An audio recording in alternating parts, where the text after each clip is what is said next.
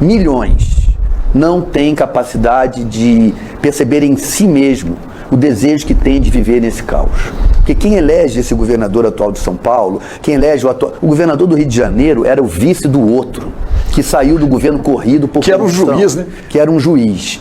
Como que esse sujeito se reelege se ele era vice do outro? O Rio de Janeiro teve, acho que 5 governadores condenados por corrupção. Os 5 A população do Rio de Janeiro... Só escapa o último aí. Ela elegeu estas 5 pessoas. Eles não chegaram lá sem serem eleitos. E elegeu o Jair. Nós temos que e nos o Flávio, perguntar, todos eles, nós temos que nos perguntar o que se passa, que o povo brasileiro morbidamente deseja o seu próprio sofrimento. Existe um sadismo aí, existe uma... Eu acho que é um problema da filosofia do monoteísmo, entendeu? Que leva... o parlamento é a âncora verdadeira da democracia. Se o parlamento é desonesto, mesmo uma pessoa honesta no executivo fica refém dele. A gente está cansado de ver isso acontecer. E você se define hoje como um cara de extrema esquerda. Muita gente se arrepia. Extrema esquerda, então o que é?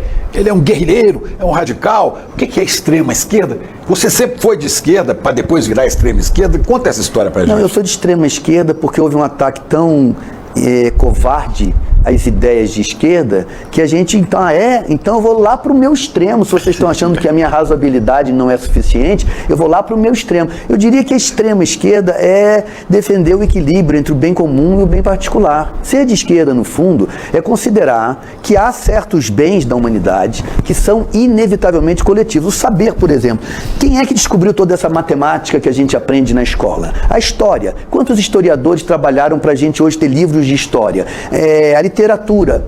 A quem pertence esse saber? A quem pode pagar por ele? Não.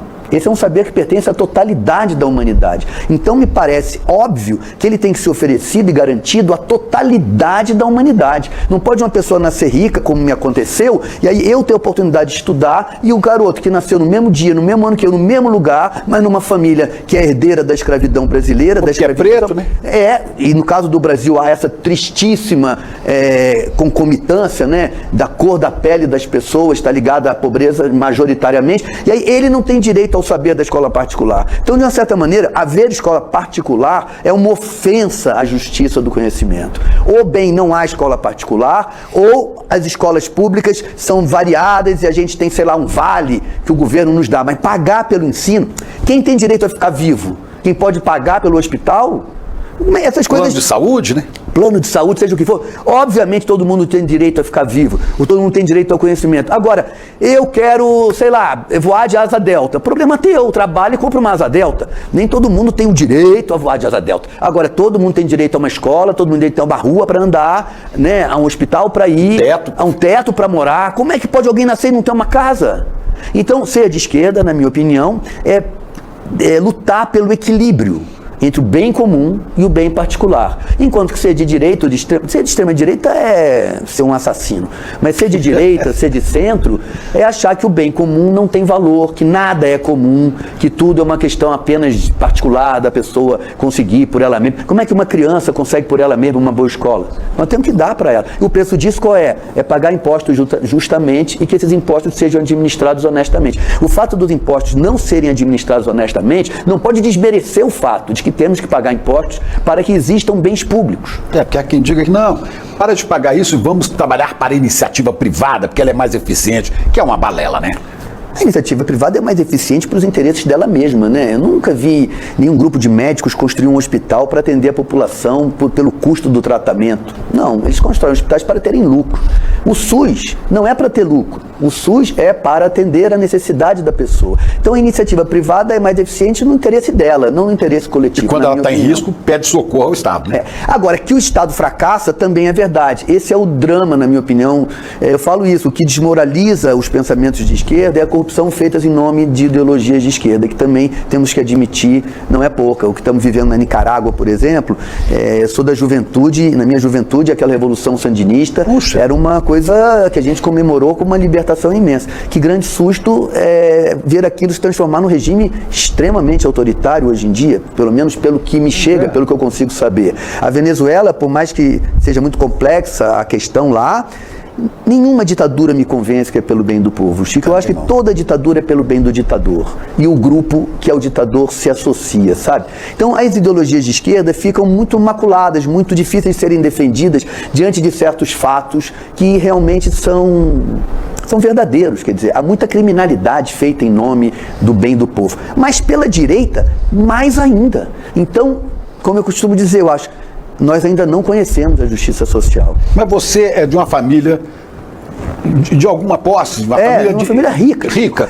E por que você foi? Como é que você virou um cara de esquerda? Meu e agora pai, minha mãe, meu avô, todo mundo na minha família era de esquerda. Eram contra Salazar? Porque não, era absolutamente, eram democratas, mas eram pessoas razoáveis. Na minha família eu fui educado de uma maneira, eu acredito, bastante razoável. Não havia dogmatismos, não havia absolutismo, não havia negacionismos. Quer dizer, as revoluções africanas, por exemplo, que libertaram as colônias.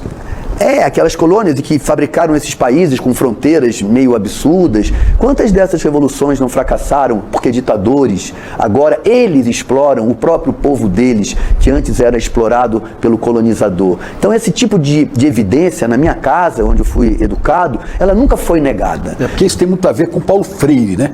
Da pedagogia do oprimido. Sim, esse é um pensador fundamental, né? Pois é, o oprimido carrega em si o gene do opressor. E se ele consegue ascender na escala social, provavelmente ele vai administrar os outros como ele viu, porque ele aprendeu isso. Ele vai se tornar opressor. Né? Sem botar o dedo na cara de ninguém, mas a pessoa que sai da pobreza, a pedagogia do oprimido, eu li aquilo tudo. Quando você sai da pobreza e você ascende para o mundo da riqueza, você ascende para o mundo que produz pobreza. Claro. É muito complicado, não estou julgando as pessoas, pelo amor de Deus. Agora, é muito complicado você ascender para o mundo que produz o que ontem era a tua vida. Como não usufruir desse mundo sem ser conivente com a injustiça que ele produz? É muito complicado. Agora, é complicado também para mim.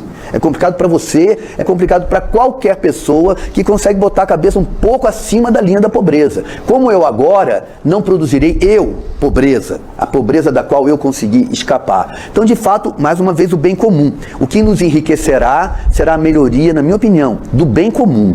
E o bem comum, quem administra ele é o Estado. Então temos que recuperar um Estado brasileiro que seja, de fato, um Estado voltado para o bem comum e não como é hoje, voltado para o bem da aristocracia política.